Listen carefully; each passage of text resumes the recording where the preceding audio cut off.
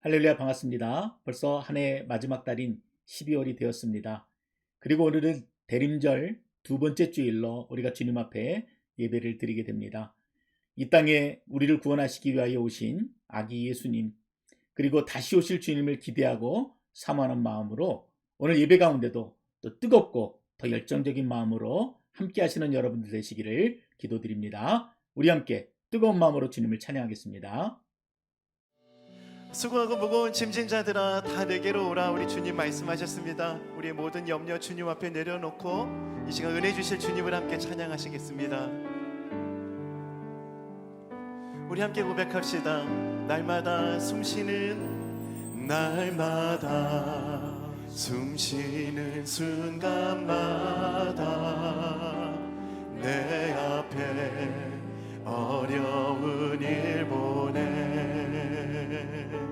주님 앞에 이 몸을 맡길 때 슬픔 없네. 우리 처음부터 한 번 더 고백합시다. 날마다 숨쉬는 순간마다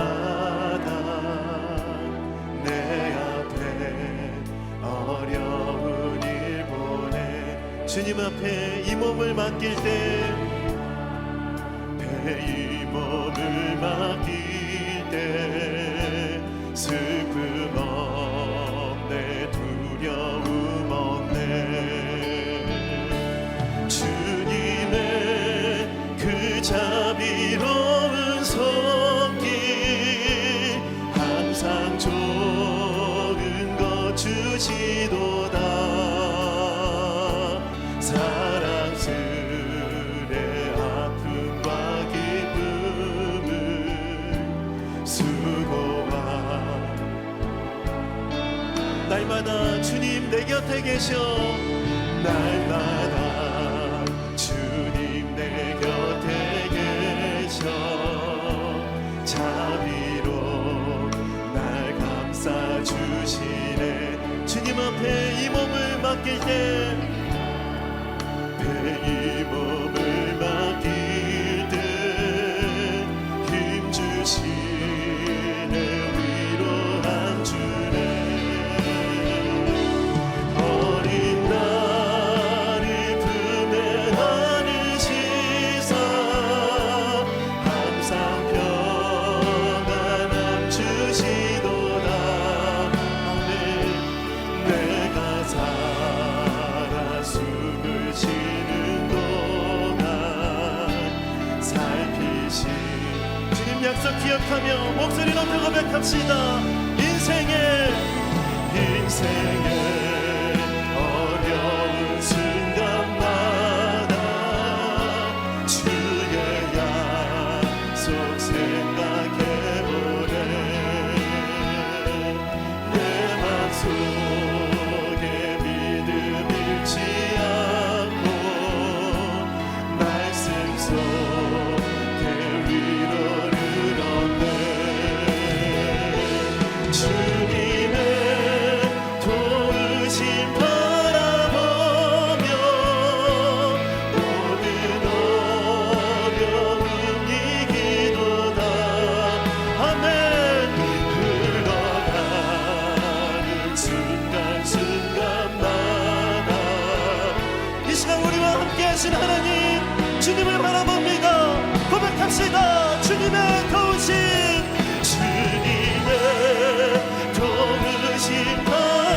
바라보며 모든 어려움 이기도다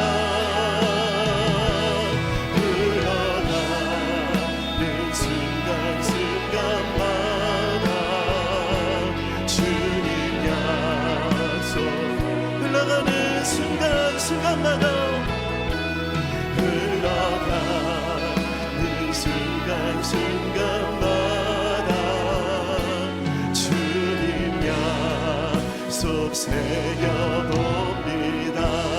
아멘. 오늘 예배 가운데 역사하실 주님께 영광의 박수를 올려드립시다. 신실하신 하나님 역사하실 하나님 주님을 바라봅니다. 주님을 높여드립니다. 할렐루야. 우리도 함께 손뼉치며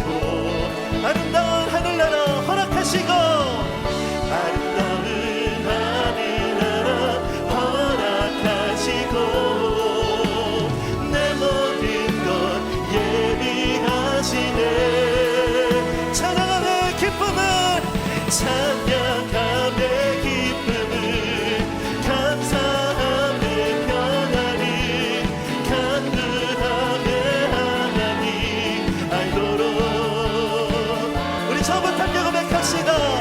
나의 가장 낮은 마음 나의 가장 낮은 마음 주님께서 기뻐하시고 작은 일에 그 기쁨을 느끼게 하시는도다. 내가 지쳐 무력할 때 주님 내게 힘이 되시고 아름다운 하늘나라 내 맘을 주시는도다. 아멘. 주님을 기대합니다. 우리에게 축복하신 하나님 사랑 낮은 자리 높여주시고 낮은 자리 높여주시고 허락하시고 내 모든 것 예비하시네. 우리 전심을 다해 주님을 높여드립시다. 할렐루야. 찬양함의 기쁨을 감사함의 평안을 간구함의 하나님 알도록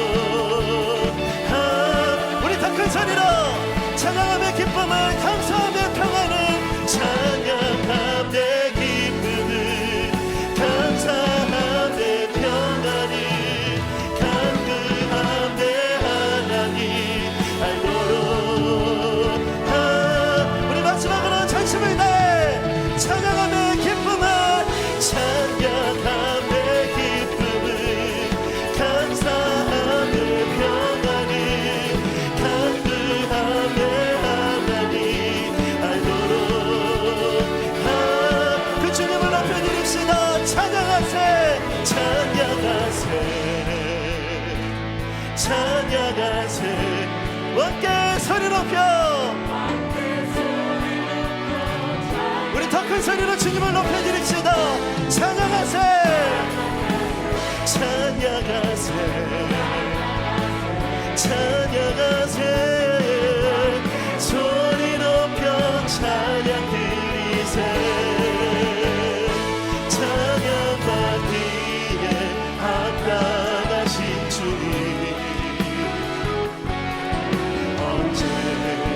나도 일하신 주 무릎을 꿇고서 주 이름 외치세 예수 나의 왕 예수 나의 왕 예수 나의 왕 고백합시다. 찬양받기 합당하신 주님 찬양받기에 합당하신 주님 아멘. 그렇습니다. 주님 언제나도 일하신 주 무릎을 꿇고서 주 이름 외치세 예수 나의 왕 예수 나의 왕 예수 나의 왕 선포합시다. 예수 나의 왕 예수 나의 왕 예수 나의 왕 예수 나의 왕 우리 한 번 더 전심을 다해 예수 나의 왕 예수 나의 왕 예수 나의 왕 예수 나의 왕 아멘. 할렐루야. 우리 왕 되신 주님 주님을 높여드립니다. 오늘 예배를 통해서 오직 주님만 영광받아 주시옵소서. 할렐루야.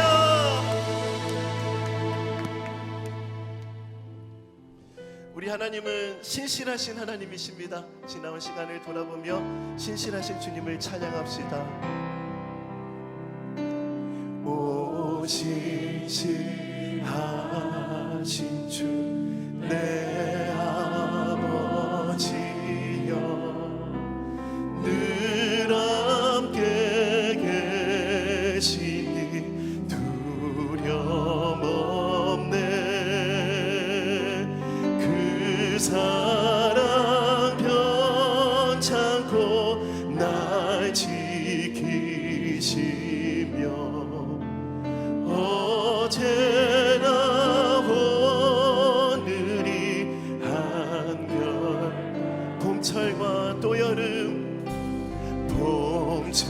가을과 또 여름 가을과 겨울 해와 달 별들도 다 주의 것 만물이 주 영광 드러내고다 신실한 주 사랑 나타내 오 신실하신 주 오 신실하신 주 오 신실하신 주 날마다 자비를 베푸시며 일용할 모든 것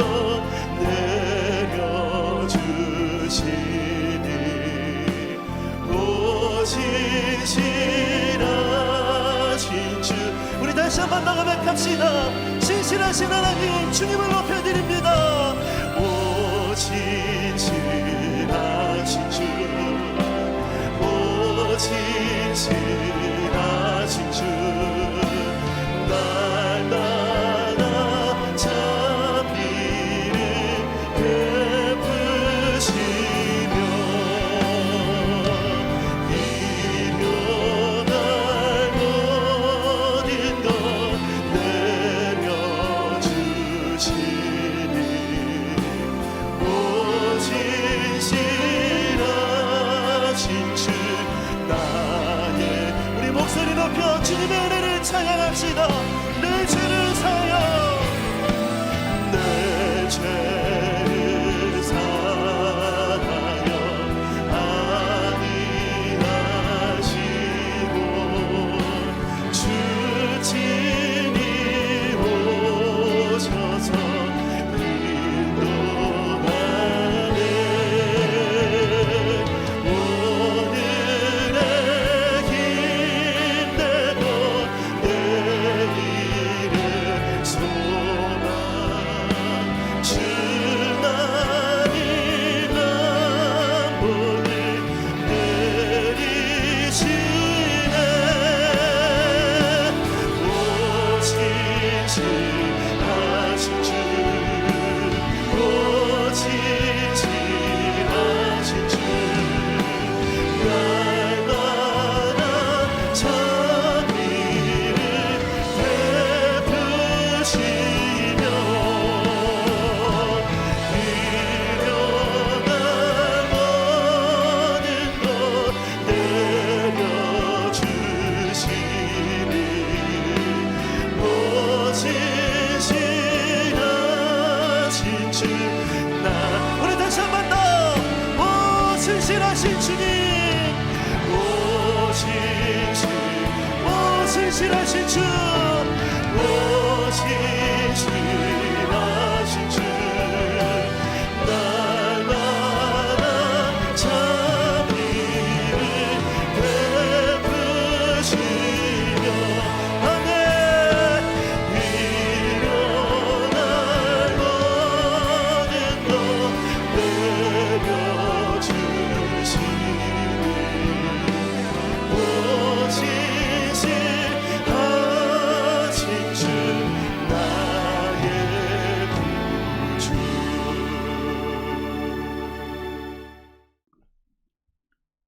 오호라 너희 모든 목마른 자들아 물로 나오라.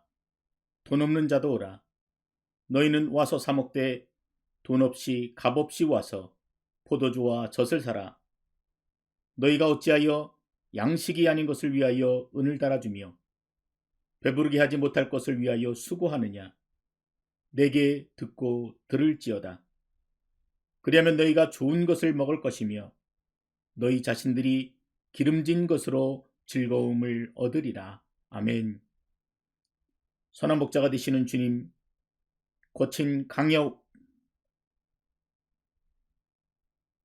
선한 목자가 되시는 주님, 거친 광야와 메마른 사막처럼 고달픈 인생길을 걸어가던 저희들이 오늘은 거룩한 주일을 기억하고 예배 자리로 나왔습니다. 주님을 경배하기 위하여 주 앞에 나온 저희들에게 위로와 평안과 안식을 주시옵소서. 파도처럼 끝없이 밀려오는 세상의 온갖 걱정과 근심과 의심을 내려놓게 하시고 주님의 큰 사랑 안에서 찬송하며 기도하며 예배하게 하여 주시옵소서. 우리를 구원하시려고 하늘의 높은 보좌를 버리시고 이 땅에 오신 예수님을 사모하고 경배하오니 이 예배를 기쁘게 받아 주시옵소서. 예수님의 이름으로 기원하옵나이다. 아멘.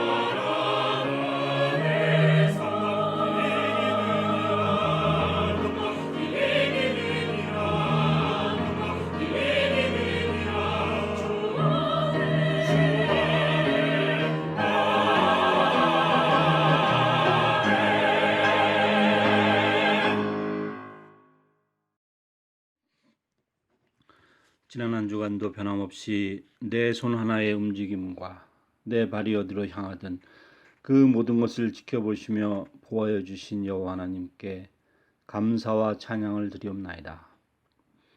상상하기도 힘들었던 코비드 팬데믹이라는 재난 가운데 한 해를 보내면서 모든 사람들의 마음속에서는 이전과는 다른 살아온 삶에 대한 새로운 시각과 앞으로 살아가야 할 방향과 목표가 수정될 수밖에 없음을 깨닫는 시간들이었음을 부인할 수 없습니다. 특별히 예수 그리스도를 나의 구주로 믿고 그 믿음을 지키기 위해 자신만의 방법을 고집하며 살아온 오늘을 사는 크리스천들에게 이 한 해는 내 믿음이 과연 주님 보시기에 합당한 수준의 믿음이었는지를 돌아보며 새롭게 깨닫는 귀한 시간들이 될 수밖에 없음을 고백합니다. 이렇다 할 신앙의 목표도 없이 주일이면 교회에 출석하고 남의 눈에 거스르지 않을 정도의 적당한 봉사와 헌신으로 이만하면 되었다고 자족하며 보냈던 시간들이 코비드 이전에 안이한 삶이었다면 지금은 그마저도 할 수 없는 현실을 볼 때 우리를 구원하시기 위해서 독생자를 십자가에 못 박기까지 그 보혈로 우리의 죄를 씻어주신 하나님의 크신 은혜를 우리는 이제 시시때때로 묵상하며 하루하루를 살아가야 함을 이 어려운 시기에 더욱 깨닫게 됩니다. 한 해를 보내며 새해 사역을 준비하는 시점에서 올 한 해 부득이 하지 못했던 사역들을 점검하며 현실적인 대안을 찾기 위해서는 모든 교육자들의 생각과 마음을 주장하셔서 좀 더 창의적이며 효율적인 길을 찾아갈 수 있는 지혜를 더하여 주시옵소서. 얼굴을 마주하며 진지한 논의를 할 수 없는 현실 가운데서도 문자를 통한 대화를 통해서라도 다양한 의견과 아이디어를 제공하므로 새해 사역 목표를 잘 감당할 수 있도록 재직들을 위시한 모든 성도들의 적극적인 참여를 원합니다. 하나님 아버지, 특별히 원하옵기는 긴 시간 바깥 출입을 하지 못하고 실내에 집거할 수밖에 없는 소망의 어르신들과 여러 가지 육신의 병으로 신앙의 문제로 온갖 가정사로 고심하는 성도들을 지켜주시옵소서. 하루속히 이 팬데믹이 종식되는 길을 열어주셔서 하나님께서 허락하신 자유의지를 갖고 사람답게 살아갈 수 있도록 육신적으로나 영적으로 모든 그 문제들을 주의 선하신 능력으로 치유하여 주시옵소서. 오늘도 귀한 말씀을 기다립니다. 택하신 주의 종을 통해서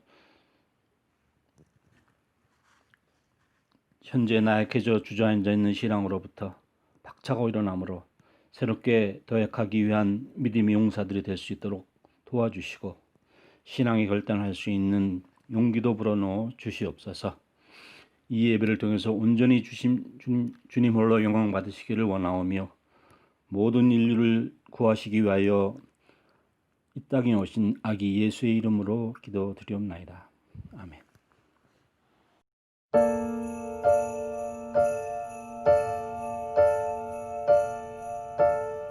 깊은 밤 고요한 밤 나의 주님 오셨어요. 머리 누실 곳 하나 없어서 말구유에 누우셨네. 하늘에 별들도 숨죽이며 빛나던 밤 이 작은 아기에게 비추던 크고 밝은 별빛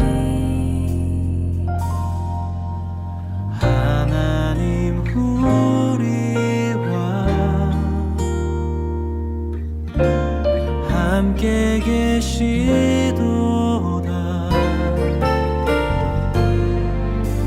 지친 마음 갇힌 영혼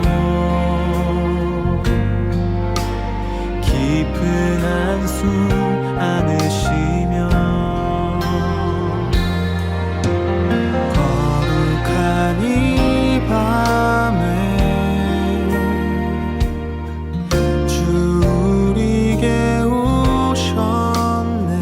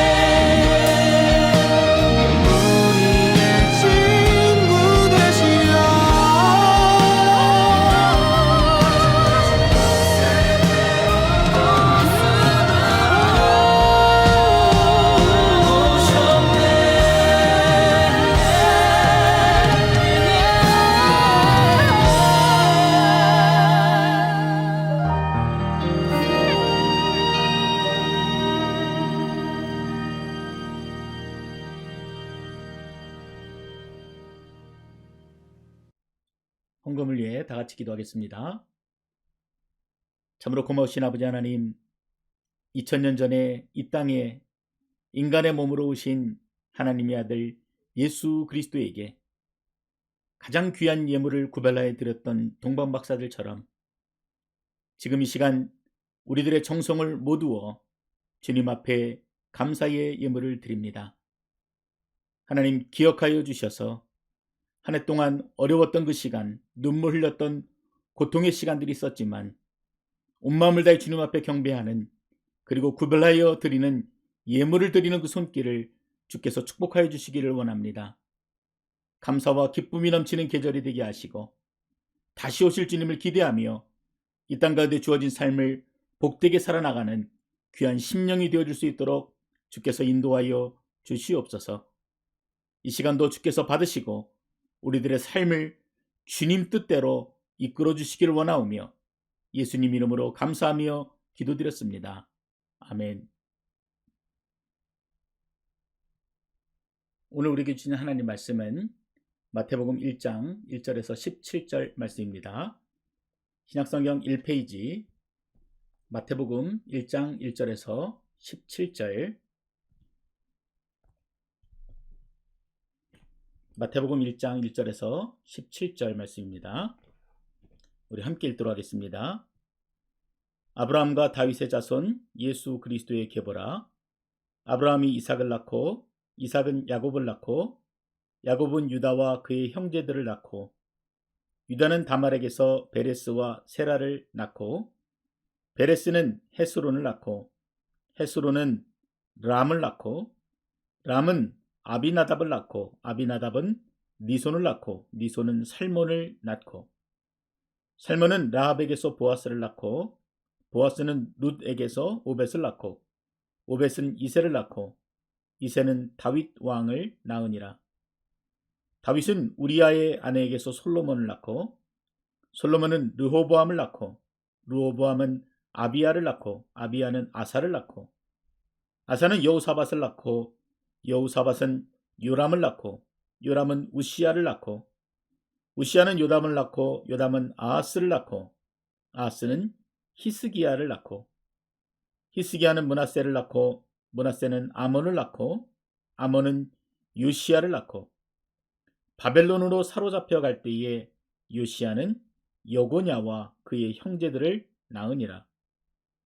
바벨론으로 사로잡혀 간 후에 여고냐는 스알디엘을 낳고 스알디엘은 수룹바벨을 낳고 수룹바벨은 아비웃을 낳고 아비웃은 엘리야김을 낳고 엘리야김은 아소르를 낳고 아소르는 사독을 낳고 사독은 아킴을 낳고 아킴은 엘리웃을 낳고 엘리웃은 엘르아살을 낳고 엘르아살은 mat단을 낳고 mat단은 야곱을 낳고 야곱은 마리아의 남편 요셉을 낳았으니 마리아에게서 그리스도라 칭하는 예수가 나시니라.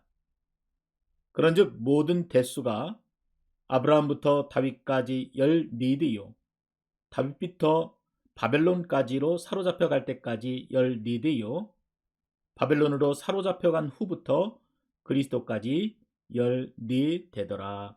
아멘. 자, 오늘은 우리가 하나님의 은혜를 입은 자라는 제목으로 우리 말씀 잠깐 나누도록 하겠습니다.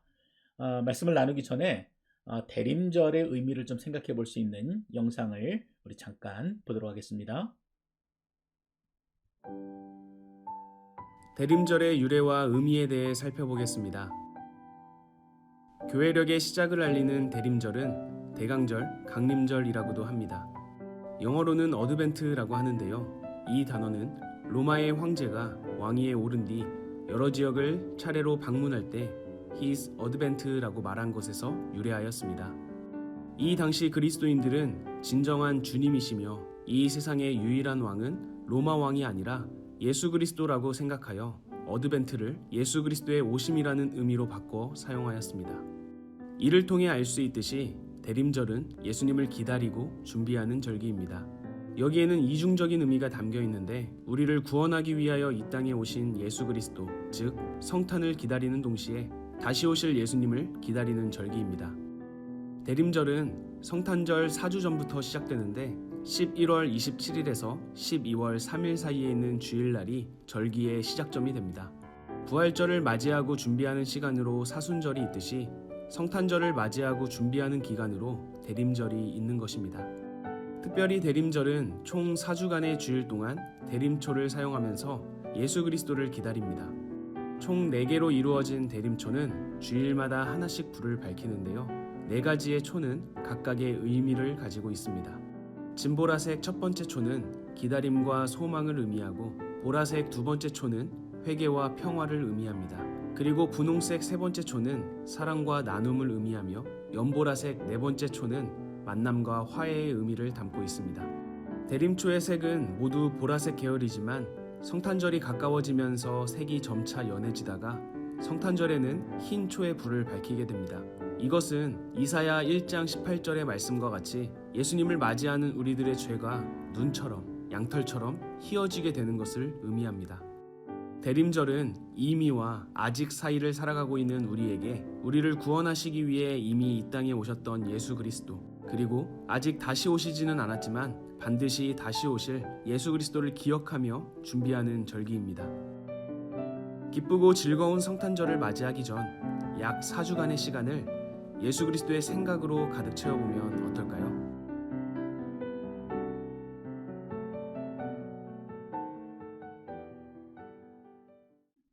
오늘은 대림절 두 번째 주일입니다. 교회력으로 보면은 새로운 한 해의 시작이고, 또 이 대림절을 시작으로 해서 그리스도인들은 성탄절을 맞이하기까지 총 4번의 주일을 지키게 됩니다. 그래서 부활절을 준비하는 사순절이 있는 것처럼 그리스도인들은 오랜 교회의 전통에 따라 주님을 기다리고 사모하는 기간이 바로 이 대림절 기간입니다. 그러나 단지 기다리는 것만이 대림절이 가진 의미는 아닙니다. 영상에서 본 것처럼 우리는 이 기간 동안 나를 구원하기 위해 이 땅에 오신 하나님의 아들, 그리고 약속대로 다시 오실 예수 그리스도를 기억하며 그 마음을 더욱 새롭게 하는 것입니다. 좀 더 구체적으로 말씀드리면은 그리스도인들은 이 기간 동안 하나님의 깊고 강렬한 사랑과, 그리고 나를 구원하기 원하시는 그분의 열정과 열심을 직접 체험하는 것입니다. 이사야 선지자의 예언처럼 한 아기 예수 그리스도를 통해 이 땅의 고통과 흥압, 멍해와 채찍, 싸움과 혼돈이 사라지고 빛이 비치고 즐거움이 넘치게 되는 벅찬 감격을 경험하는 것입니다. 이사야 선지자의 예언처럼 한 아기 예수 그리스도를 통해 이 땅의 고통과 흑암, 멍해와 채찍, 싸움과 혼돈이 사라지고 빛이 비치고 즐거움이 넘치게 되는 그 벅찬 감격을 경험하게 되는 것입니다. 자, 오늘 본문은요, 예수님의 족보를 기록하고 있습니다. 여러분들은 이렇게 읽기도 어려운 이 이름들을 만나게 되면은 어떻게 하십니까? 아무런 생각 없이 발음하기도 어려운 이 이름들을 쭉 읽어나가면서 때로는요, 그냥 의미가 없다 생각하고 넘기기도 하고, 또 눈으로 대충 보고 읽다가 지쳐 잠이 들기도 합니다. 하지만 그 나열된 이름들의 의미를 그 마음에 담고 이 성경을 읽어보면은, 이 족보는 단지 이름만 나열된 것이 아니라 하나님의 특별한 은혜를 입은 자들이라는 것을 우리가 함께 보게 됩니다. 마태복음 1장에 나오는 예수님의 족보가 그러합니다. 1절을 한번 보십시오. 같이 읽습니다. 아브라함과 다윗의 자손 예수 그리스도의 계보라. 마태는 먼저 예수 그리스도가 구약에서 예언된 메시아, 즉 우리의 왕이라는 사실을 밝히고 있습니다. 먼저 다윗의 자손이라는 말은 사무엘하 7장 12절 이하에 나오는 말씀인데, 다윗의 후손에서 메시아 곧 왕이 나올 것이라고 하셨던 그 예언의 말씀이 성취되었다는 것을 보여주는 것입니다. 구약의 말씀과 형통을 중시하는 유대인들에게 있어서는 굉장히 중요한 의미가 되죠. 자, 그런데요. 한 사람의 이름이 더 등장합니다. 바로 아브라함입니다. 우리는 아브라함을 가리켜서 믿음의 조상 이렇게 말합니다. 타락한 인간에게 구체적으로 구원의 실제를 보여준 것이 바로 이 아브라함부터입니다. 그래서 이 마태복음의 첫 문장 1절의 말씀을 종합해 보면은 예수님은 우연히 어쩌다가 태어난 존재가 아니라 이미 다윗의 자손 가운데 태어나기로 예언되어 있었고 그 구원의 실체로 이 땅에 오신 메시아가 바로 예수님이라는 사실을 그 1장 1절에서 분명하게 밝히며 시작하는 것입니다. 자, 그러면서 우리가 좀 잘 보아야 될 것은요. 이 아브라함과 다윗이라고 하는 이 두 사람의 이름입니다. 두 사람의 이름 다 우리에게는 굉장히 위대한 믿음의 조상들이죠. 그러나 동시에 오늘 본문이 말하고자 하는 것은 이들이 동시에 하나님의 은혜를 입은 자라는 것을 보여줍니다. 여러분, 아브라함은 어떻습니까?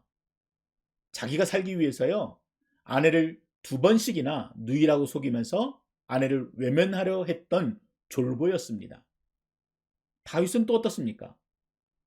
우리아의 아내 밧세바를 취했을 뿐 아니라 최전선에 우리아를 투입하고는 다른 군인들을 고의로 후퇴시켜서 그를 죽이기까지 하였던 살인자입니다. 그럼에도 불구하고 하나님께서는 이러한 자들의 혈통을 통해서 메시아를 보내셨다. 그러니까 아주 특별한 의미, 하나님께서 이들에게 큰 은혜를 베푸셨다라는 사실을 오늘 본문의 메시지가 함께 담고 있는 것입니다. 특히 오늘 본문에는 얼핏 보면은 눈에 잘 보이지 않은데요. 몇몇 여인들의 이름이 등장합니다. 그것도 쟁쟁한 믿음의 조상들 사이에 말입니다. 유대인들에게 복음을 전하기 위해서 이 마태복음을 기록했다면은 예수님의 족보에는 누가 들어도 알만한 그런 인물들이 기록되어야 정상입니다. 지극히 상식적이지요.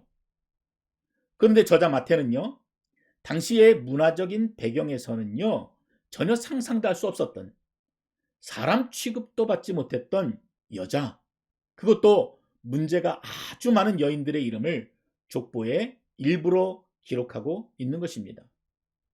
또 곰곰이 생각해 보면 지금 보아도 굉장히 파격적인 기록입니다. 네 여인들의 이름을 여러분 한번 같이 찾아보겠습니다.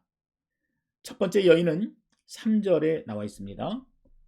유다는 다말에게서 베레스와 세라를 낳고, 누가 여인 이름입니까?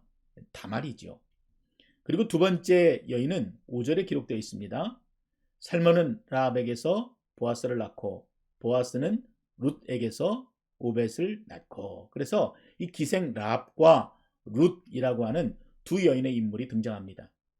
마지막 인물은 6절에 있습니다. 이새는 다윗 왕을 낳으니라.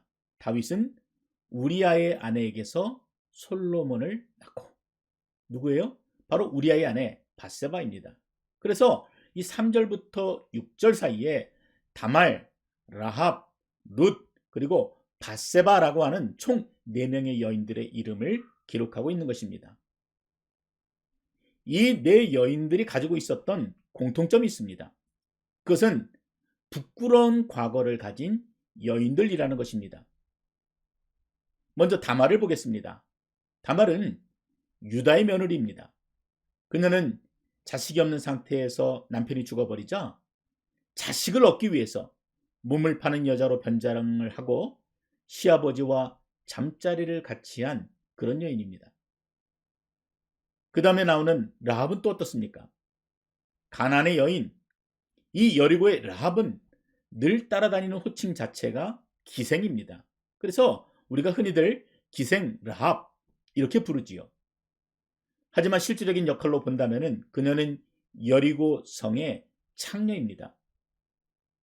룻은 어떻습니까? 모압 이방 여인입니다. 베들레헴에서 모압으로 이주한 나오미의 며느리로 등장하지만 남편을 잃고 늙은 보아스와 결혼한 이방 여인이 바로 룻입니다. 그런데 그 중에도 네 번째 여인에 대한 기록이요, 아주 독특합니다. 저자 마태는 이 여인에 대해 말하면서 그저 우리아의 아내라고 말할 뿐 이 밧세바라고 하는 이름을 기록하지 않고 있습니다. 왜 이렇게 적었을까요? 마태가 이 여인의 이름을 몰라서 그렇게 적었습니까? 그렇지 않았습니다. 마태는 일부러 이 여자의 이름을 기억하기보다는 우리아의 아내라고 말하면서 이 여자와 다윗 사이에 있었던 그 수치스러운 사건을 독자들에게 말하고 있는 것입니다. 그럼에도 불구하고 이 여인들이 은혜를 입었다라는 것이죠. 마태가 이 부끄러운 여인들을, 그것도 예수님의 족보에 기록한 의도가 바로 여기에 있는 것입니다.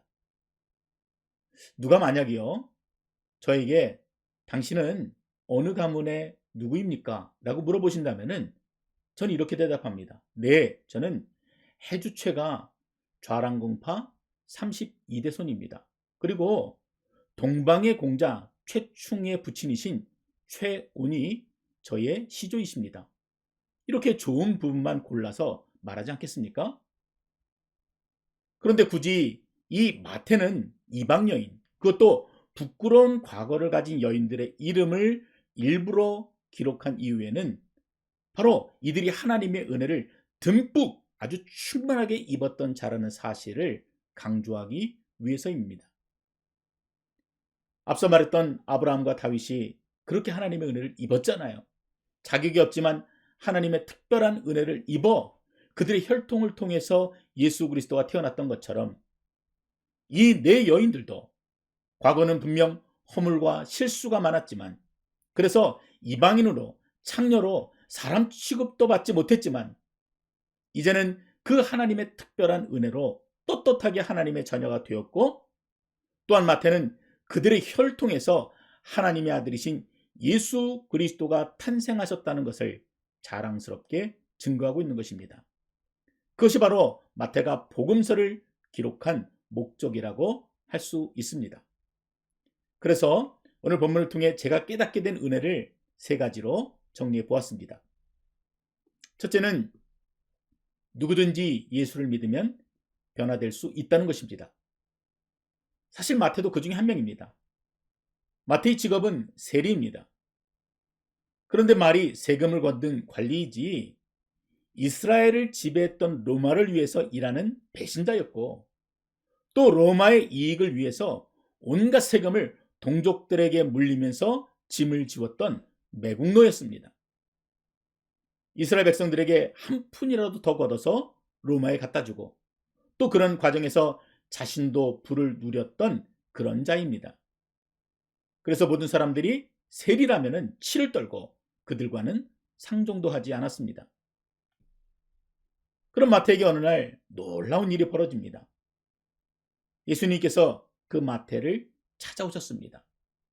그리고는 아무도 자신에게 말을 걸지 않는데 그분이 친히 자신의 이름을 불러주며 나를 따라오라 말씀해 주시는 것입니다. 9장 9절의 말씀인데 제가 읽어드리겠습니다. 예수께서 그곳을 떠나 지나가시다가 마태라는 사람이 세관에 앉아있는 것을 보시고 이르시되 나를 따르라 하시니 일어나 따르니라. 여러분, 마태에게는요 이보다 더 감격스러운 순간이 없는 것입니다.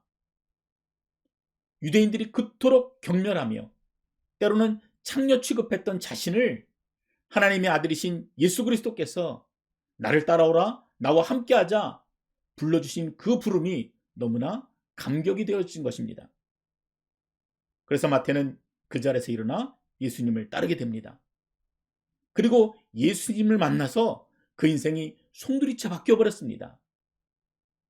자신도 그 말로 다 할 수 없는 하나님의 은혜를 입었기 때문에, 그리고 부름까지 받았기 때문에 그의 기록을 보면은요 나중에는 당당하게 나는 세리 마태다 라고 기록하고 있는 것입니다. 제가 있었던 선교단체도 참 다양한 사람들이 있었습니다. 원래 이 태생 자체가 이 강남에 있는 유흥가를 전도하기 위해서 세워졌던 선교단체였기 때문에 저희 선교단체 안에는요, 술집 마담도 있었고요, 길거리에서 손님을 끌어들이는 삐끼도 있었습니다. 함께 예배를 드리고 사역할 때는 잘 몰랐지만 가만히 이야기를 들어보니 또 조폭도 있었고 창녀였던 분도 있었습니다. 그러나 어떻습니까? 그러한 죄인들도 하나님께서는 기꺼이 구원의 자리로 불러주셔서 우리가 새 사람으로 살아가게 되는 것입니다. 로마서 10장 13절 말씀입니다. 누구든지 주의 이름을 부르는 자는 구원을 받으리라. 다시 한번요. 누구든지 주의 이름을 부르는 자는 구원을 받으리라. 그 사람의 과거가 어떠하든, 그 여인들의 과거가 어떠하든 주께 돌아오는 자는 구원을 받고 세상 앞에 당당해지는 것입니다. 물론 하나님 앞에도 당당해집니다. 두 번째로 제가 받은 은혜는, 이 복음은요, 막혀있는 모든 장벽을 허문다는 것을 오늘 말씀을 통해서 깨닫게 되었습니다. 에베소서 2장 14절 말씀에 그는 우리의 화평이신지라 둘로 하나를 만드사 원수된 것 곧 중간에 막힌 담을 자기 육체로 하시고, 이 부분이 저에게 좀 잘 이해가 안 돼서요, 제가 세 번역을 보니까 이 부분이 훨씬 더 잘 이해가 되었습니다. 그리스도는 우리의 평화이십니다. 그리스도께서는 유대 사람과 이방 사람이 양쪽으로 갈라져 있는 것을 하나로 만드신 분이십니다.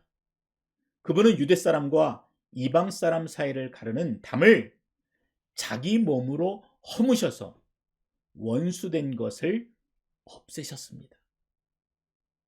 예수님께서 오셔서 유대인들과 이방인의 장벽이 무너진 것입니다. 남자와 여자의 장벽도 무너졌습니다. 주인과 종의 장벽도 무너졌고 피부색과 종교의 장벽까지도, 그래서 인간이 만들어 놓은 모든 차별의 장벽이 다 무너진 것입니다. 비록 예수님의 족보에 등장하는 네 여인의 과거가 어두웠을지라도, 말로 도할 수 없는 차별과 냉대를 받았을지라도, 이방인일지라도, 창기처럼 취급받았던 세리라 할지라도 예수님을 만나게 되니까 차별하지 않는 하나님의 은혜를 경험하였던 것입니다. 마태에게는 그 감격이 있었어요. 그동안 유대인들로부터 차별당하고 무시당했던 쓰라린 아픔들이 있었습니다. 그런데 나 같은 자도 예수님의 제자로 불러주신 그 은혜로 인해 그 마음이 너무도 기뻤던 것입니다. 그래서 잔치를 벌입니다. 예수님을 초대하고 자신들의 동료들과 지인들을 한자리에 불러 모았습니다. 그 중에는 바리새인들도 있었는데, 이 바리새인들이 보니까요, 이 모든 상황이 결코 이해되어지지 않는 것입니다. 그래서 예수님의 제자들에게 따졌습니다. 마태복음 9장 11절의 말씀인데, 어찌하여 너희 선생은 세리와 죄인들과 함께 잡수시느냐? 아마 양반들이 핏대를 세워가면서 상놈들을 차별하듯이 유대인과 죄인이 함께 있는 그 결코 이해할 수도 없는, 이해될 수도 없는 지금의 상황에 분노하였던 것입니다. 그때 예수님이 이렇게 말씀하십니다. 12절과 13절 말씀입니다. 건강한 자에게는 의원이 쓸데가 없고 병든 자에게라야 쓸데있느니라. 너희는 가서 내가 긍휼을 원하고 제사를 원하지 아니하노라 하신 뜻이 무엇인지 배우라. 나는 의인을 부르러 온 것이 아니라 죄인을 부르러 왔노라. 성경에는 기록하고 있지 않지만 이 말씀을 듣고 있는 이 마태의 마음이 어땠을까요? 아마 구석에서 아무도 모르게 눈물을 뚝뚝 흘렸을 것입니다. 예수님이 내 편이구나. 하나님의 아들이신 저분이 나 같은 자에게도 구원자가 되시는구나. 그러지 않았겠습니까? 죄인을 부르러 오셨다는 예수님의 그 한마디에 서운했던 그 마음들이 다 녹아내린 것입니다. 예수님은 평화의 왕으로 이 땅에 오셨습니다. 저 십자가가 보여주고 있는 것처럼 하나님과 인간 사이에 막혀있는 그 죄의 벽을 허무셨습니다. 그리고 인간과 인간 사이에 막힌 모든 벽들도 다 허물어 주셨습니다. 그래서 예수님이 이 세상에 오셨다라고 하는 그 소식은 우리 인류에게 있어서 그 무엇과도 바꿀 수 없는 너무나 벅찬 기쁨이 되어지는 것입니다. 우리 중에 아직도 믿음이 부족하여서 주님께서 주시는 이 평화를 누리지 못하고 있는 분이 계십니까? 세상의 염려와 근심이 너무나 힘겨워서 주님의 그 평화를 간절히 구하는 분이 계십니까? 주님을 기다리는 이 대림절에 꼭 평화의 주님을 다시 만나시기를 기대합니다. 세리마태가 만났던 예수님, 족보의 네 여인이 만났던 예수님을 여러분도 꼭 만나실 수 있기를 주님의 이름으로 축원드립니다. 마지막으로 제가 이 마태복음을 통해서 깨닫게 된 하나님의 은혜는 예수 그리스도로 인해 살소망을 얻게 되었다는 것을 오늘 본문이 담고 있다는 것입니다. 지난 주 중에 한국에서는 수능이 있었습니다. 아마 코로나로 인해서 수험생들이 그 시험 가운데 집중하기가 훨씬 더 어려웠을 것입니다. 그런데 이 수능을 마친 어느 수험생이 인터뷰를 하는데 사람들이 왜 자살을 하는지 이제야 알 것 같습니다. 이렇게 말하는 것입니다. 솔직히 세상을 살다 보면 살겠다 하는 마음보다 죽겠다 하는 마음이 더 듭니다. 그런데 마태복음 1장의 족보를 자세히 읽어보면요, 거듭 반복되는 단어들을 만나게 되는데 바로 누구는 누구를 낳고 누구는 누구를 낳고 낳고 이 낳고라고 하는 단어를 우리가 발견합니다. 이 재미있는 것은 무엇인지 아십니까? 구약에서는 이 같은 족보들이 등장할 때 누가 죽고 이렇게 표현하는데 마태는 반대로 죽고가 아니라 살다라는 표현의 낳고를 사용하고 있다는 점입니다. 요한복음 4장에는 사마리아 수가성에 사는 한 여인이 등장합니다. 이 여인은 영적으로 목마른 상태였으나 자신이 목마르는지도 모르고 그냥 그렇게 살아갔습니다. 끊임없이 사랑을 갈구하며 결혼을 5번이나 했지만 결코 그 삶에 만족이 없었습니다. 오히려 그런 그녀를 사람들이 손가락질하며 상종하지도 않았습니다. 그래서 그 여인은 사람들의 눈을 피해 가장 뜨거운 정오에 아무도 없는 우물가로 물을 기르러 나갔던 것입니다. 여러분, 이런 여인에게 무슨 살소망이 있었겠습니까? 그런데 그 절망의 우물가에서 예수님을 만납니다. 이방 여인인 자신에게, 그리고 누가 봐도 부끄러운 삶을 살고 있는 자신에게 오셔서 물을 달라 하시는 그 주님을 감격스럽게 만났던 것입니다. 예수 그리스도를 만나고 나서 그녀의 삶의 자리가 달라졌습니까? 달라지지 않았습니다. 사람들의 부정적인 시선, 그리고 그 삶의 일상들은 변한 것이 없었습니다. 그런데요, 한 가지 변한 것이 있습니다. 예수님을 만나기 전에는 죽고 싶다라고 하는 마음이 가득했다면 이제 그리스도를 만남으로 인해서 그녀는 살아야겠다라는 살소망을 얻게 된 것입니다. 그 한 가지 변화가 그녀의 삶의 일상을 전부 뒤집어 놓았습니다. 그래서 여인은 가지고 왔던 물동이를 버렸습니다. 그리고 성 안으로 뛰어들어갔습니다. 사람들의 눈을 피해서 물을 길러 나온 곳과는 전혀 다른 모습을 보여주고 있는 것이죠. 그리고 힘차게 외쳤습니다. 내가 그리스도를 만났다. 내가 메시아를 만났다. 내가 왜 이렇게 목이 말랐는지 알게 하시고 내가 죄인임을 알려주시는 메시아 예수 그리스도를 만났다. 나는 살아있다. 마치 영화의 한 장면처럼 우리들 눈에 선명하게 보이는 것입니다. 사랑하는 성도 여러분, 삶이 주는 무게 때문에 죽고 싶다 생각하십니까? 저는 여러분이 예수 그리스도로 인해 살고 싶다 하는 그 살소망으로 가득하시기를 주의 이름으로 축원드립니다. 수가성 여인처럼 예수를 만나 살소망을 얻고 삶의 이유와 목적이 바로 예수님이 되시기를 주의 이름으로 축원드립니다. 말씀을 정리합니다. 오늘 우리는 마태복음 1장에 기록된 예수님의 족보를 살펴보았습니다. 평상시 같으면 의미 없이 읽고 지나가겠지만 그 단순한 이름의 나열 속에서 우리는 무엇을 보았습니까?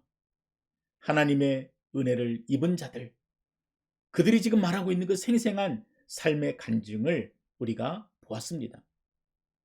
아브라함과 다윗으로 시작해서 다말, 라합, 룻, 밧세바, 그리고 마리아와 남편 요셉까지 그 누구도 메시아의 족보에 낄 만한 자격이 있는 자는 아무도 없었지만, 그래서 어느 누구도 자기 힘으로 하나님께 나아갈 수 있는 사람이 없다는 것을 보여주고 있지만 동일하게 하나님의 은혜를 입었다라는 것을 기록하고 있는 것입니다. 하나님께서는 이런 자격 없는 자들을 위해서 사람들의 허물과 죄악들, 그 모든 수치와 더러움과 상관없이, 아니요, 그럼에도 불구하고 약속하신 대로 하나밖에 없는 아들 예수 그리스도를 이 땅에 보내주신 것입니다. 바로 그날이 우리가 기다리고 있는 성탄입니다.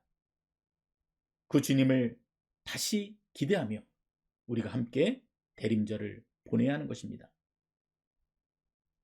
왕이신 그분께서 바로 나를 위해 이 땅에 오신 날, 나 같은 죄인을 구원하기 위해서 이 땅에 오신 주님, 아브라함의 자손이요 다윗의 자손이며 우리의 영원한 왕으로 이 땅에 오신 예수 그리스도를 꼭 만나실 수 있기를 바랍니다.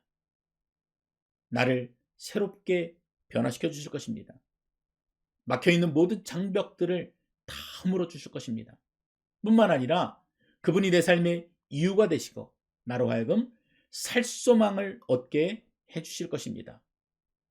그 변함없는 이름 예수 그리스도, 그분을 만나시고 또 그 어느 때보다도 따스하고 희망 가득한 대림절 기다림이 되시기를 주님의 이름으로 간절히 축원드립니다. 아멘. 우리 함께 기도하겠습니다. 사랑이 많으신 아버지 하나님, 대림절 기간들을 보내고 있지만 우리들의 마음이 주님으로부터 멀어져 있음을 깨닫게 됩니다. 그럼에도 불구하고 아낌없이 그 아들을 이 땅 가운데 보내신 하나님의 사랑을 우리는 기억합니다. 이 시간 하늘의 놀라운 자비와 은혜를 베풀어 주셔서 우리가 과거에 어떠한 자였는지 깨닫게 하시고 또 그 구원의 자리에서 주님을 바라볼 수 있는 영광을 얻게 하여 주시옵소서. 그래서 다시 오실 주님을 기대하는 마음으로 오늘을 살아가게 하시고 또 주께서 주시는 살소망으로 기쁨과 충만한 가운데 거할 수 있도록 우리들의 삶을 붙들어 주시옵소서. 예수님의 이름으로 기도드렸습니다. 아멘. 자, 우리 다 같이 일어나서 함께 찬양하겠습니다.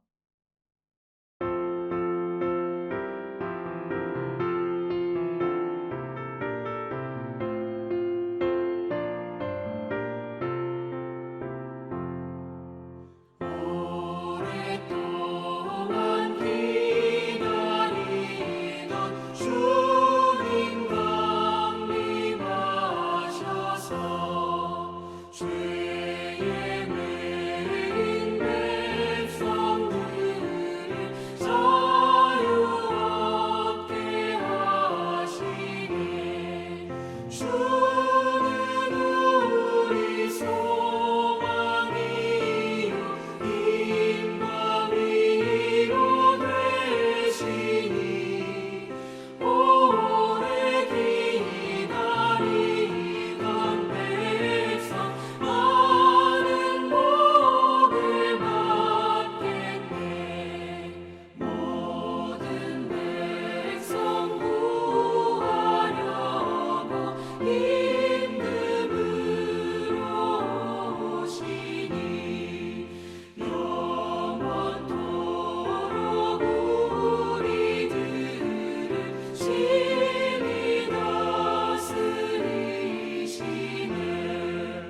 죄로 상한 우리 마음 은혜로서 고치고 주의 빛난 보좌 앞에 이르도록 하소서.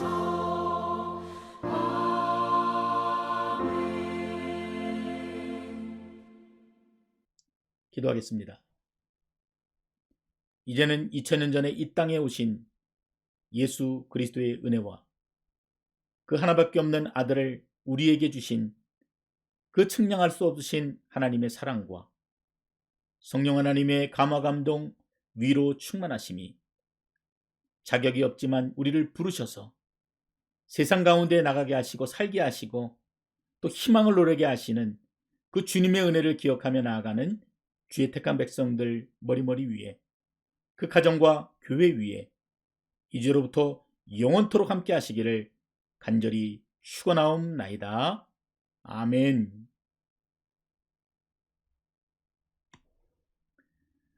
자, 이상으로 우리 모든 예배를 마치도록 하겠습니다. 우리 옆에 있는 가족들이 같이 인사하겠습니다. 우리 주님이 오셨습니다. 또 주님이 오셨습니다. 네, 같이 인사하겠습니다. 우리 메리 크리스마스 인사하겠습니다. 메리 크리스마스. 예, 우리 광고 잠깐 듣도록 하겠습니다. 아시는 것처럼 지난 주간에 알버타 코로나 바이러스 1일 확진자가 1900명에 육박했습니다. 너무도 민감한 때이기에 다시 현장 예배를 중단하고 모든 예배를 온라인으로 전환합니다. 하루속히 이 사태가 진정이 되고 함께 예배드릴 그날이 속히 오도록 여러분들도 함께 기도해 주시기 바랍니다. 2021년도 예산을 위한 성도 사무총회 안내입니다. 우리가 교회에 다 같이 모일 수 없기 때문에 올해는 개별적으로 찬반을 묻도록 하겠습니다. 먼저 재직들에게 예산안을 보내드리도록 하겠습니다. 그리고 다음 주에 재직회를 통과한 예산안을 가지고 카톡으로 찬반을 묻는 것으로 성도 사무총회를 대체하고자 합니다. 개별적으로 드리는 질문이겠지만 예산에 대한 개인적인 의견을 충분히 전달해 주시고 또 침례교회 일원으로서 모두 적극적으로 참여해 주시기 바랍니다. 한국학교에서 밴쿠버 총영사배 우리말 글짓기 대회를 개최합니다. 이 글짓기는 누구나 참여할 수 있으며 참가비는 없습니다. 상품이 많이 준비되어 있으니까 참여하기를 희망하는 자녀들이 있다면 교회 홈페이지를 참고하셔서 사전 등록을 해주시기를 바랍니다. 온라인 예배가 길어지면서 조금씩 참여도가 줄어드는 것들을 수치로 확인하게 됩니다. 여러분 이럴수록 다시 영적으로 긴장하시고 또 모든 예배에 적극적으로 참여하시는 여러분 되시기를 바랍니다. 헌금을 전달하기 원하시는 분들은 이트랜스퍼나 개인 체크를 우편으로 보내주시는 방법으로 헌금하실 수 있습니다. 어려우신 분들은 교육자들에게 연락을 주시면 자세하게 안내해 드리겠습니다. 성탄절이 다가오고 있습니다. 어려운 이웃들을 돌아볼 수 있는 또 귀한 시간이기도 합니다.